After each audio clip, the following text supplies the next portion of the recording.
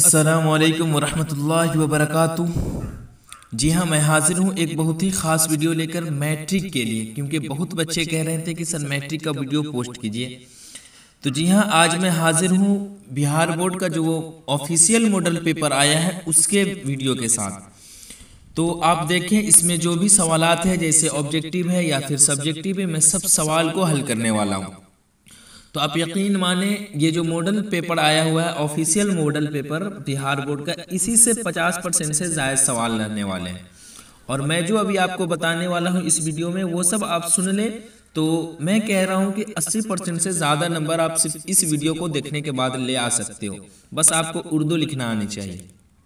तो देखिए कैसे कैसे क्या क्वेश्चन है और कैसे हल करना है एग्जाम हॉल में, वो सब मैं बताने वाला हूँ। तो चलिए हम बगैर वक्त ज़ाय किए हुए वीडियो शुरू करते हैं। तो देखिए, आप देख रहे होंगे secondary school examination 2022 annual model set Urdu का है, यानी इसी साल का ये मॉडल सेट है। आगे देखिए कुछ हिदायत दिए गए हैं जो आप पढ़ लेंगे एग्जाम में जाने से पहले, क्योंकि ये पढ़ना आपके लिए ज़रूरी है। उसके बाद आगे देखिए हम सीधे सीधे सेक्शन ए की तरफ आते हैं। इसमें सेक्शन 2 दिया गया है, सेक्शन ए और एक सेक्शन बी। सेक्शन ए जो है इसमें कुल 100 सवालात थे, जिसमें से आपको 50 हल करने हैं। तो इसमें क्या लिखा हुआ है, दर्जे झैल मारूजी सवालात में से 50 का सही जवाब मुंतखब करें। 50 से ज़्यादा के जवाब देने पर शुरू के ही 50 सवालात जांच किए जाएंगे। तो आप एग्जाम हॉल में जाए तो इस बात का ख्याल रखते हुए आप क्वेश्चन को हल करें, क्योंकि 50 से ज़्यादा आप अगर बना दिए तो यहाँ पर क्या कहा जा रहा है कि 50 से ज़्यादा अगर आप बना दिए तो शुरू के ही 50 नंबर आपके जोड़े जाएंगे, यानी जांच किए जाएंगे उसके। तो आप समझ रहे होंगे ये सारी चीज़ें, क्योंकि आप बच्चे नहीं हैं। आगे देखिए हम सीधे सीधे क्वेश्चन की तरफ आते हैं। क्वेश्चन क्या है, हम्द खुदाया अज़्ज़ा व जल में जुलजलाल किसके लिए आया है। सबसे पहले मैं इसे हटा देता हूँ, इधर कर देता हूँ ताकि आप आसानी हो। जी हाँ, तो बताइए हम्द खुदाया अज़्ज़ा व जल में जुलजलाल किसके लिए आया है, ये पूछा जा रहा है यहाँ पर। तो आपका जो हम्द खुदाया अज़्ज़ा व जल है, जिसके लिखने वाले कौन है, शबनम कमाली, उन्होंने उसमें कहा है ना कि खालिक़े दो जहां है तू इज़्ज़े जुलजलाल है, यकता है तेरी ज़ात पाक आलियो बेमिसाल है। तो जुलजलाल का मतलब क्या होता है, मर्तबे वाला, अज़मत वाला। तो हम्द खुदाया अज़्ज़ा व जल में जुलजलाल किसके लिए आया है, मर्तबे वाला और अज़मत वाला किसको कहा जा रहा है, खुदा को कहा जा रहा है ना। तो हम्द खुदाया अज़्ज़ा व जल में जुलजलाल जो है वो खुदा के लिए आया है।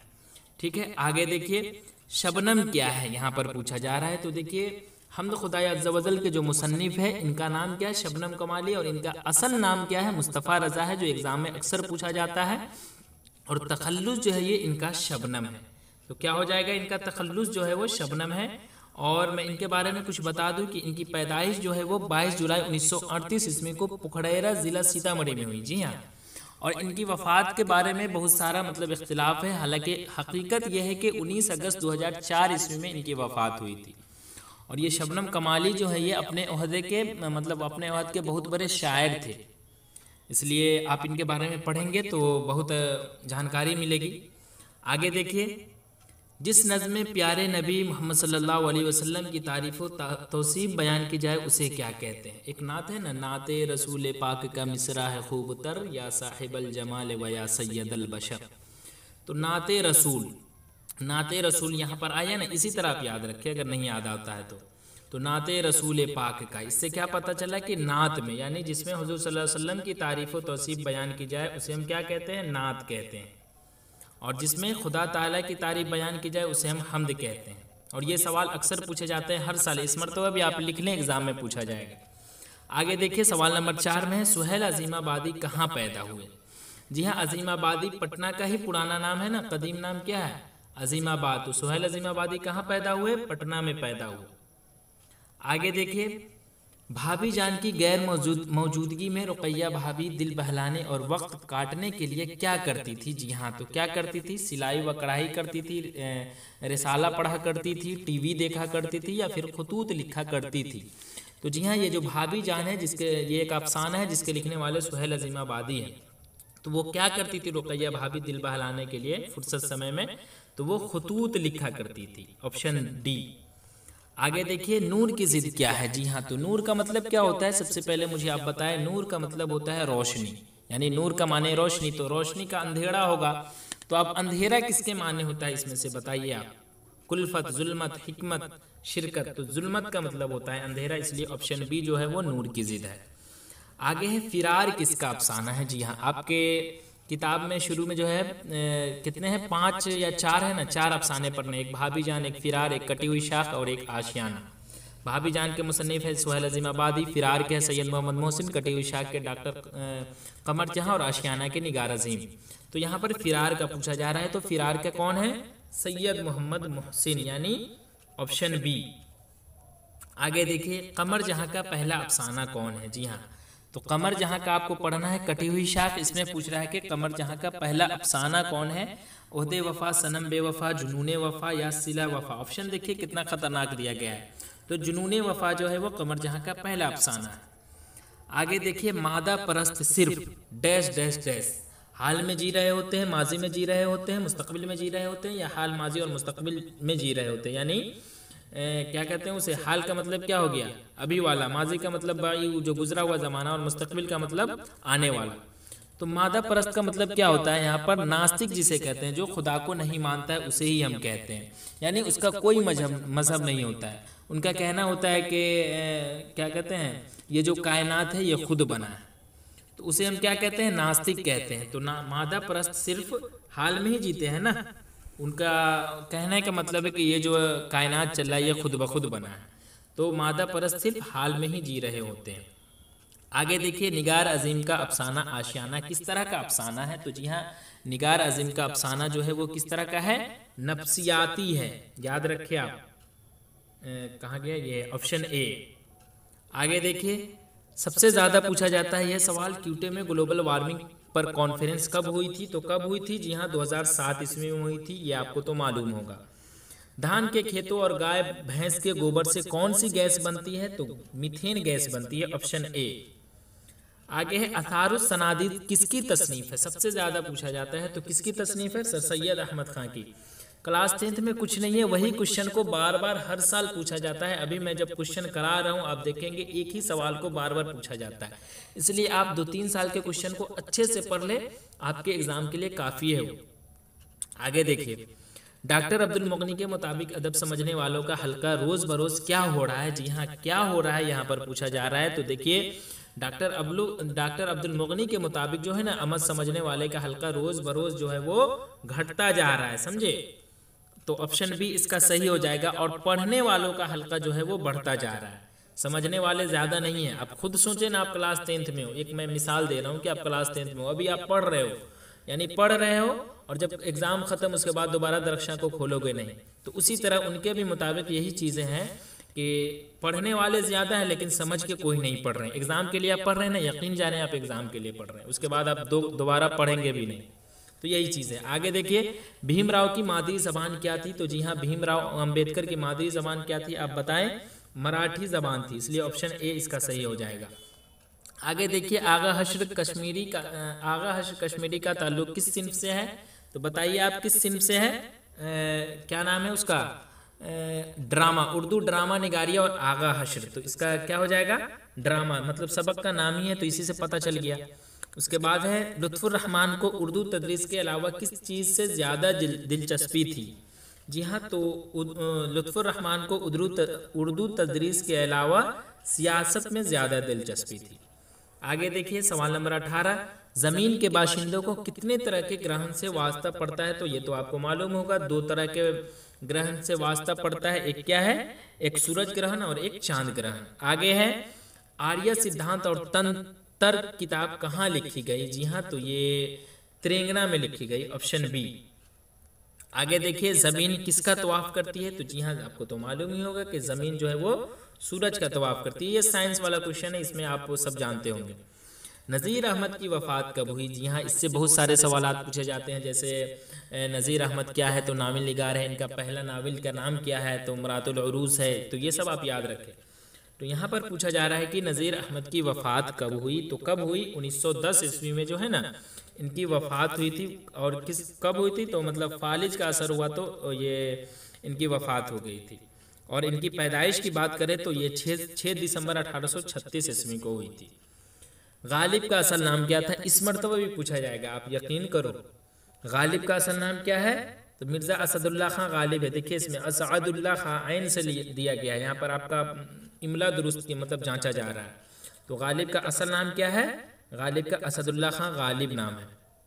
आगे देखिए गदर का वाकया कब हुआ? तो जी हाँ, गदर का वाकया जो है वो 1857 ईस्वी में हुआ था। आगे है 24 में शामिल नसाब मकतूब शहबाज ने किसके नाम लिखा है? जी हाँ, तो आपको तो मालूम ही होगा कि बेटी जो है उनका सुगरा, उसी के नाम लिखा है, तो ऑप्शन बी।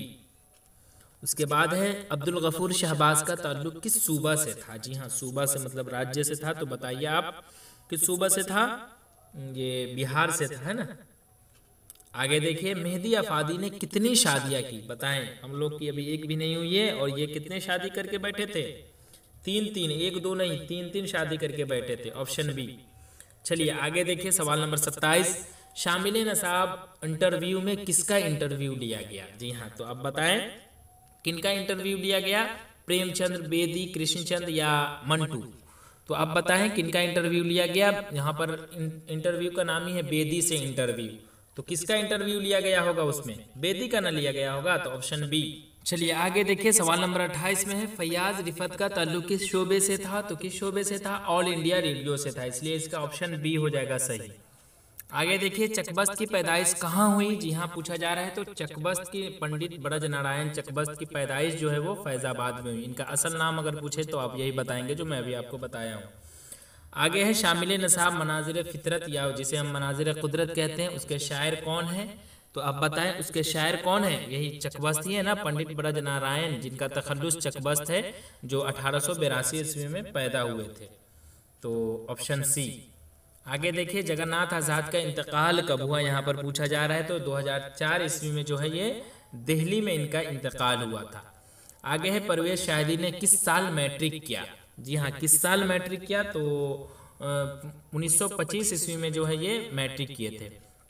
आगे है मर्ज तनफ्फुस से किसकी मौत हुई? जी हाँ, तो मर्ज तनफ्फुस से किसकी मौत हुई थी? अब बताएं किसकी मौत हुई? परवेज शाहिदी की मौत हुई, तो इसका सही जवाब क्या हो जाएगा? Option C. बिजली का खंबा के शायर कौन है? तो आपको तो मालूम ही होगा कि बिजली के खंबा जो है वो उसके शायर जो है वो नदा फाजली हैं, और एक और है ना नज्म बहुत आसान थे, तो इसलिए इसका सही जवाब ऑप्शन डी हो जाएगा। नदा फाजली ने अपनी नज़मों में समाज के किस तबके के मसाइल को उभारा है? तो कमज़ोर तबके के मसाइल को इन्होंने उभारा है अपने नज़मों में, तो इसलिए ऑप्शन सी इसका सही हो जाएगा। आगे देखिए नज़म बहुत आसान थी पहले किस तरह की नज़म है? तो अभी जस्ट मैं आपको बताया हूँ कि इसके लिखने वाले नदा फाजली है, तो ये एक आज़ाद नज़म है, तो ऑप्शन सी। आगे देखिए सैयद मोहम्मद जाफरी के वालिद का क्या नाम था? तो इनके वालिद का नाम क्या था? सैयद मोहम्मद अली जाफरी। देखिए कितना का फर्क है, सैयद मोहम्मद जाफरी ये खुद थे और इसमें सिर्फ अली लगा दिए तो इनके वालिद हो गए, तो ऑप्शन बी में देखिए। उसके बाद है नज़म खरा डिनर के शायर कौन है? जी हाँ, यहाँ पर पूछा जा रहा है, तो यही न है सैयद मोहम्मद जाफरी, तो इसलिए इसका सही जवाब ऑप्शन ए। आगे है रज्जस किस सिन्फ शायरी का हिस्सा है? जी हाँ, तो देखिए मैं एक चीज़ आपको बताता हूँ, मरसिया के अज़ाए तरकीबी 8 हैं, जो ये तो 12th में पढ़ना है इनके बारे में कुछ ज़्यादा, लेकिन आपको भी पढ़ना है, तो उसमें क्या क्या है वो चीज़ आपको यहाँ पर पूछ रहा है। तो सबसे पहले मैं आपको बता देता हूँ, चेहरा, सरापा, रुखसत, आमद, रज्जस, जम, एक और है शहादत, बैन, तो ये सब जो है ये मरसिया के अज़ाए तरकीबी है। तो यहाँ पर पूछा जा रहा है रज्ज किस सिन्फ शायरी का हिस्सा है? तो किस सिन्फ शायरी का हो जाएगा? मरसिया का हो जाएगा। आगे है जिस नज़्म में किसी के मरने पर गम का इजहार किया जाए उसे क्या कहते हैं? तो मरसिया उसी को ही कहते हैं ना। आगे देखिए गालिब के अबाव अजदाद कहाँ से हिंदुस्तान आए थे? तो जी हाँ बताएं आप, उनके अबाव अजदाद जो थे वो कहाँ से यहाँ आए थे? तो वो ईरान से आए थे, इसलिए इसका ऑप्शन सही हो जाएगा ए। शायरी की हैसियत से गालिब की तबीयत कैसी थी? तो जिद्दत पसंद थी, ऑप्शन बी। आगे है शौक के वालिद का क्या नाम था? तो बताइए आप, इनके वालिद का नाम क्या था? आगा अली खां, तो इसलिए इसका सही जवाब क्या हो जाएगा? Option A. उसके बाद है मसनवी ज़हर इश्क में किसकी लड़की का तस्करा हुआ है? तो जी हाँ आप बताएं किसकी लड़की का जिक्र हुआ है? सौदागर की लड़की का जिक्र हुआ है, समझे? तो इसलिए इसका ऑप्शन सी हो जाएगा सही। उसके बाद देखिए सौदागर की लड़की यहाँ पर लिखा हुआ है, जी हाँ बेटी भी रहता है तो चलता। आगे देखिए शौक लखनवी का पूरा नाम क्या है? तो जी हाँ बताएं, सवाल नंबर 45 में तसद्दुक हुसैन खां आप सुने होंगे। यहाँ पर देखिए ऑप्शन में कैसा कैसा दिया है, तकद्दुस हुसैन खां, यानी सीधी सीधी बात है कि आपका इमला यहाँ पर चेक किया जा रहा है। तो तसद्दुक हुसैन खां। उसके बाद आगे देखिए, नसीम की वफात कितने साल की उम्र में हुई, यहाँ पर पूछा जा रहा है। तो कितने साल की उम्र में हुई थी? 34 साल की उम्र में जो है वो नसीम की वफात हो गई थी, क्योंकि इनकी पैदाइश जो है वो 1811 ईस्वी में हुई थी और इनकी वफात 1845 ईस्वी में हुई थी।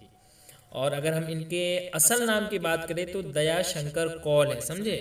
और उसी से इनके वालिद जो है उनका नाम है गंगा प्रसाद कौल। तो समझ रहे हैं आप, ये सब चीज़ें याद रखें। बकाउली किस मसनवी का किरदार है? जी हाँ, पूछा जा रहा है यहाँ पर। तो अब बकाउली किस मसनवी की किरदार है? तो आप सोच रहे होंगे किताब में तो मिल नहीं रहा है।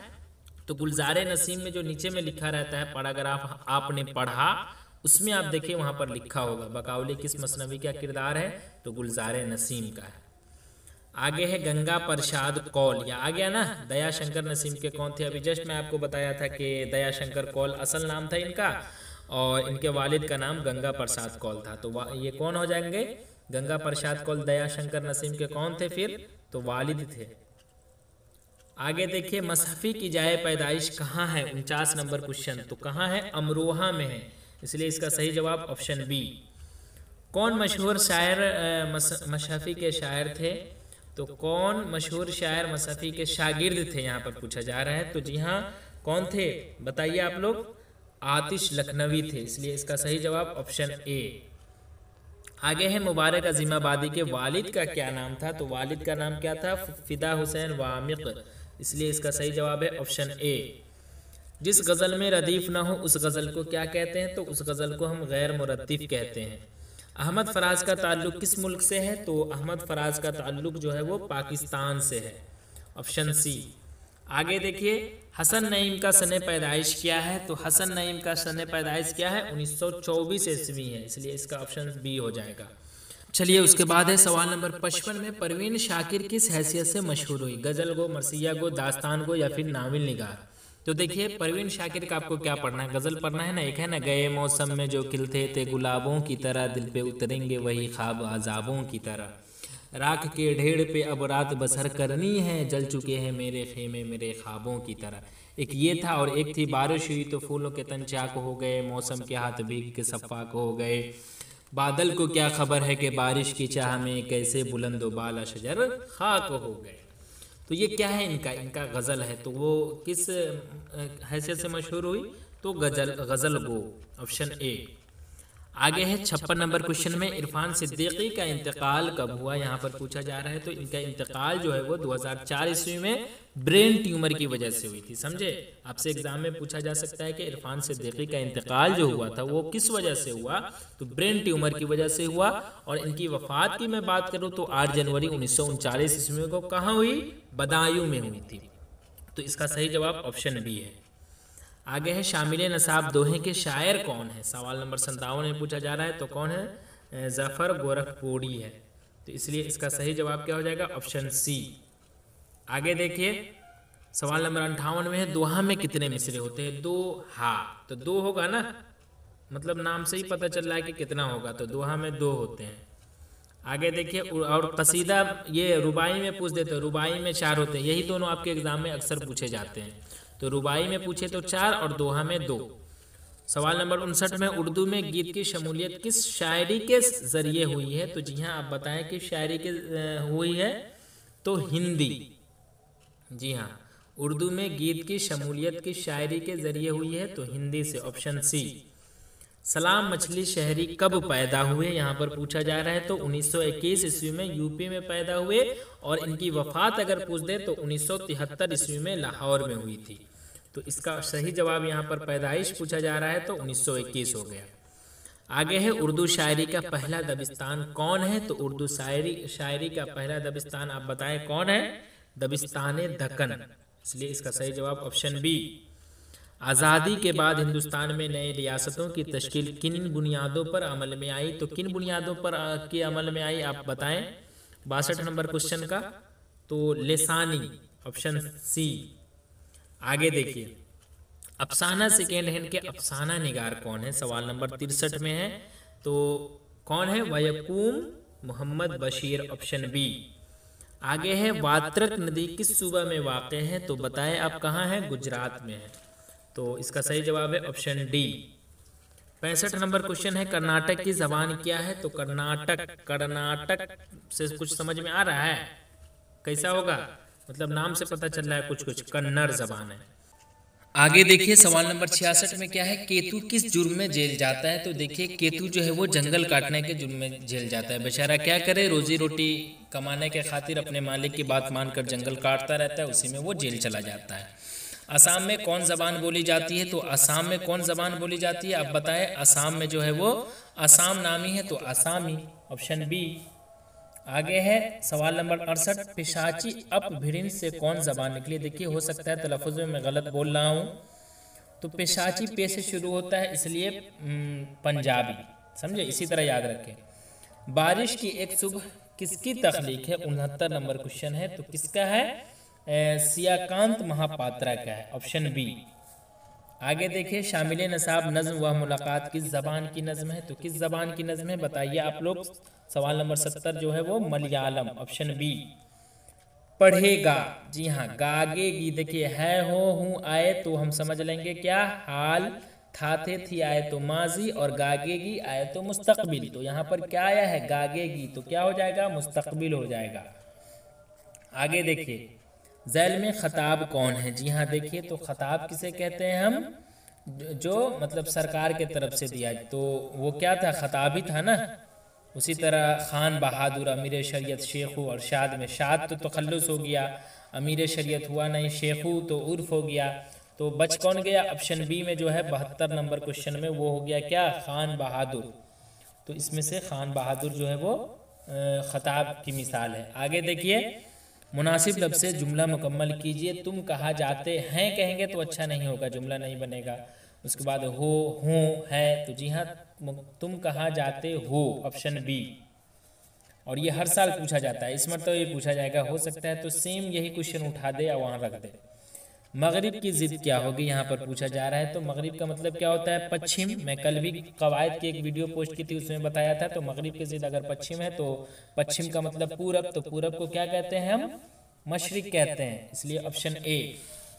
आगे है ईंट से ईंट बजाना का मतलब क्या होता है, ये सवाल भी मैं कल बताया था। ईंट से ईंट बजाना का मतलब क्या होता है, निस्तो नाबूद कर देना।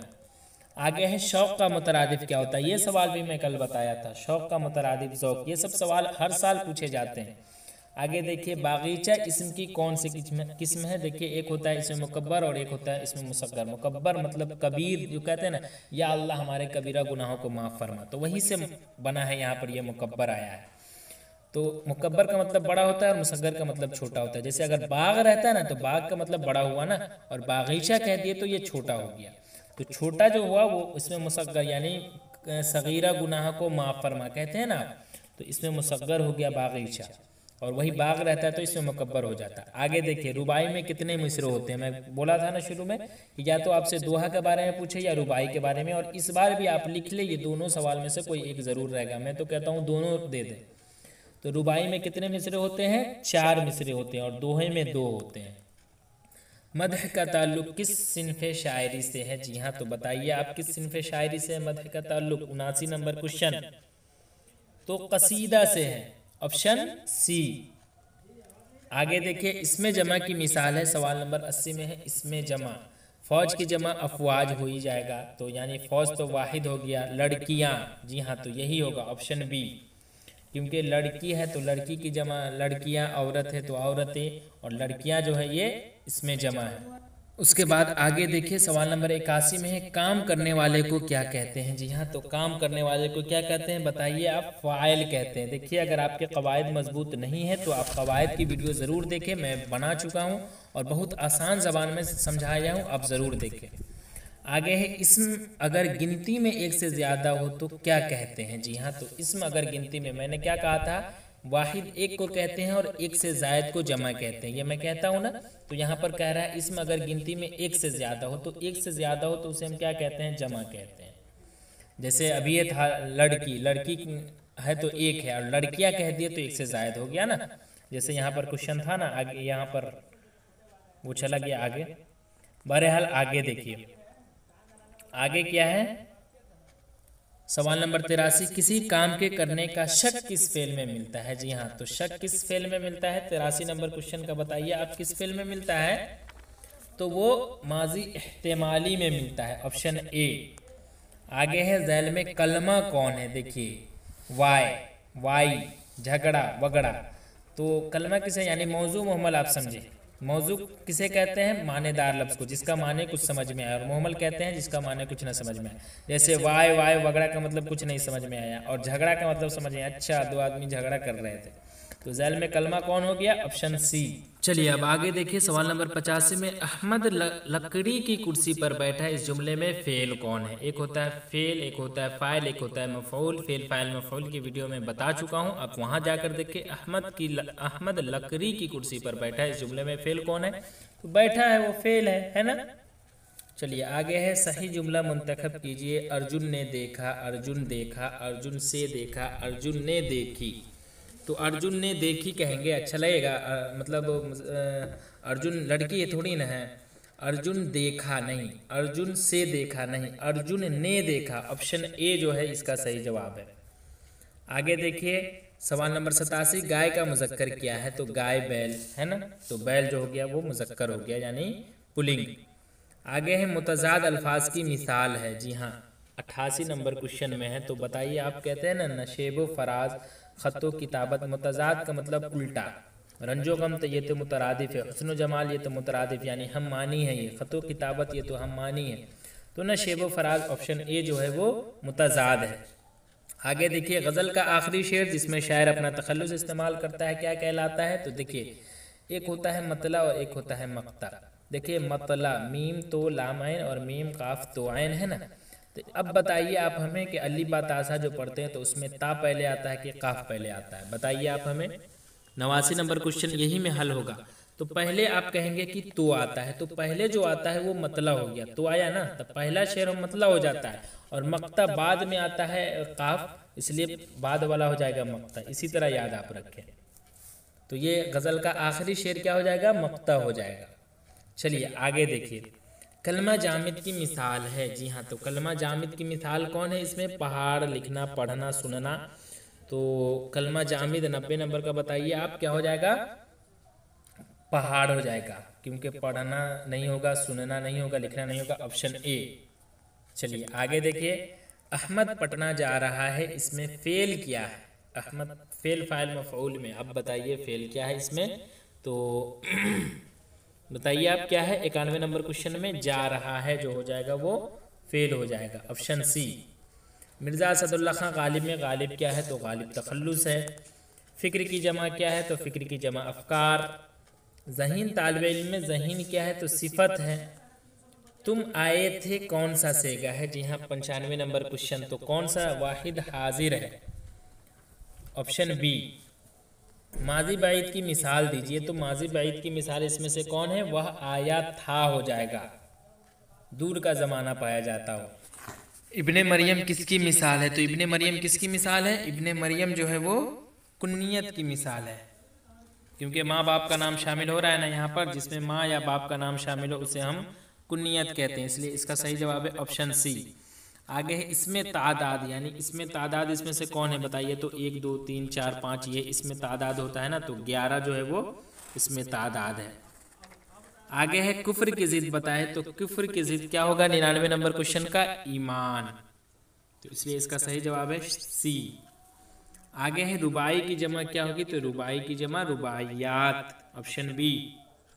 अब देखिए आगे हम आ गए सेक्शन बी में। सेक्शन बी में क्या है? सबसे पहला क्वेश्चन, दर्जेदार उन्वानात में से किसी एक पर मजमून 250 से 300 लफ्ज़ों में लिखिए। 10 नंबर का क्वेश्चन है।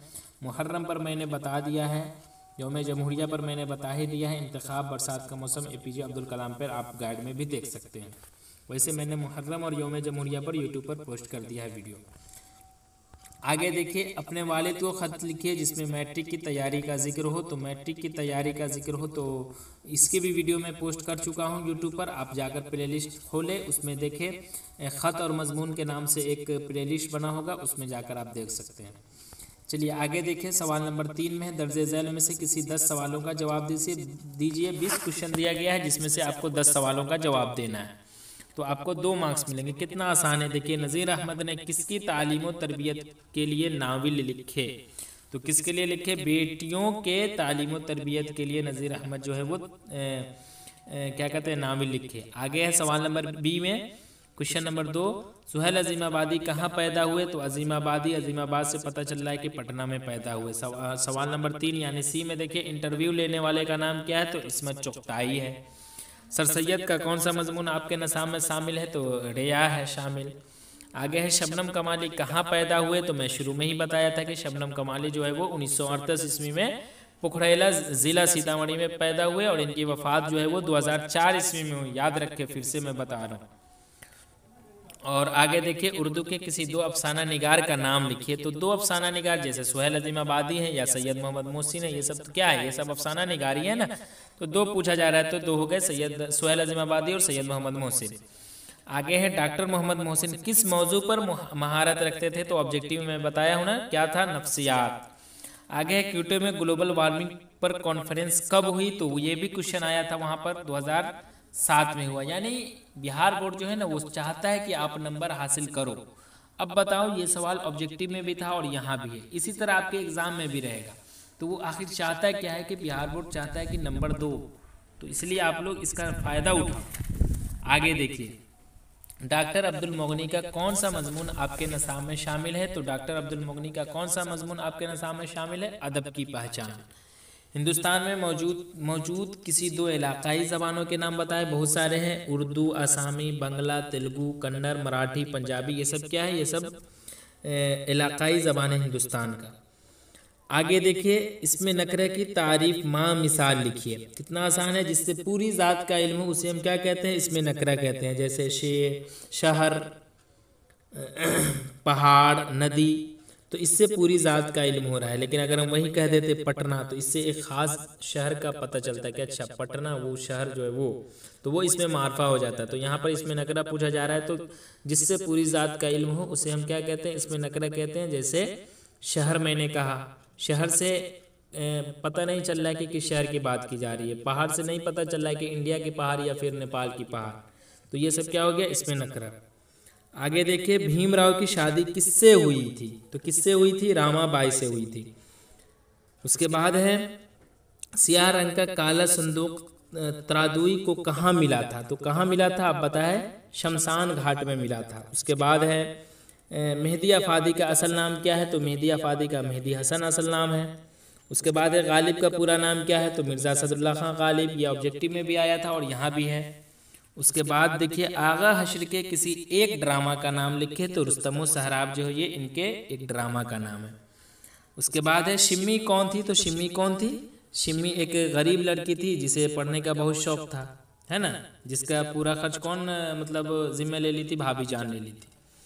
आगे देखिए, आगे क्या है, लुत्फुर रहमान किस सियासी जमात से वाबस्ता थे, तो जनता दल सरकार में लुत्फुर रहमान MLA थे। उसके बाद है अफसाना भाभी किसकी तख्लीक है, तो ये तो आपको मालूम ही है, सुहेल अजीमाबादी की। उसके बाद है उर्दू किस ज़बान से निकली है, तो उर्दू जो है वो तुर्की ज़बान से निकली है, समझे। अब आगे देखिए, क्वेश्चन नंबर 4 में है, दर्जे झैल सवालों में से किसी 3 का जवाब दीजिए। यहाँ पर कितने सारे सवाल दिए गए हैं, ABCDEF, यानी F 1 2 3 4 5 6 क्वेश्चन में से आपको सिर्फ 3 का जवाब देना है। तो आप बताएं कितना आसान है, एक क्वेश्चन का जवाब देंगे तो आप 5 नंबर मिलेगा आपको, मतलब ज़र्रा बराबर भी आपको उर्दू लिखने आता है तो आप आराम से नंबर ला सकते हो, क्योंकि इसमें जो है ऑप्शन E और F में तो कुछ है ही नहीं, मतलब एक ही क्वेश्चन ये जो है 4 जो दिया है, अफसाना भाभी जान के किस किरदार ने आपको सबसे ज़्यादा मुतासिर किया और क्यों, या गालिब के हालात ज़िंदगी पर रोशनी डालिए, मजमून निगारी पर मुख्तसर नोट लिखिए, या अफसाना कटी हुई शाख का मरकज़ी ख्याल पेश कीजिए। ये 4 में से कोई एक लिखने में आपको टफ लगेगा। बकिया ये जो है किसी 5 का जमा बनाए, जमा भी दिया है 10 दिया है जिसमें से आपको 5 बनाना है, 5 ज़िद दिया मतलब 10 ज़िद दिया गया है जिसमें से 5 ही बनाना है। तो चलिए मैं जमा सबसे पहले बनाकर दिखाता हूँ। नूर की जमा क्या है, तो अनवार, अदद के आदाद, ज़िद का अजदाद हो जाएगा, रूह का अरवाह, शेर का अशार, खबर का अखबार, फेल का अफ़ाल, फ़न का फ़नून, मरकज़ का मराकज़, रकम का रुकूम। तो कितना आसान है।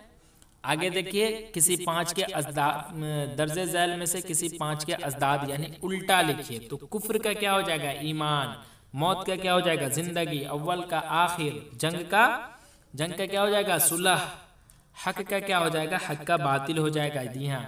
उरूज का क्या हो जाएगा? जवाल। मुमकिन का नामुमकिन। जदीद का मतलब क्या होता है? नया। तो कदीम का मतलब पुराना।